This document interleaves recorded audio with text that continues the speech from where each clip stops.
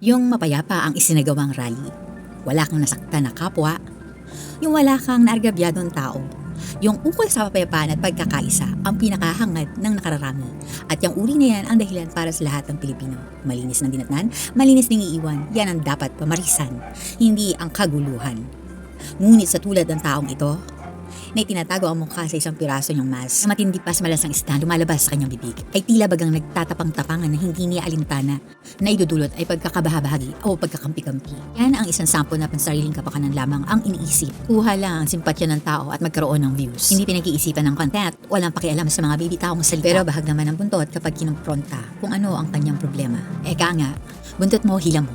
Sungay mo, sunong mo. That means if you make a mistake, you are responsible for fixing it. Face the consequences of your actions and decisions of your own. Ang pagkakaisa ang isinulong ng bawat Pilipino, hindi mang-isa. Pagkakaisa, hindi mang-isa ng kapwa.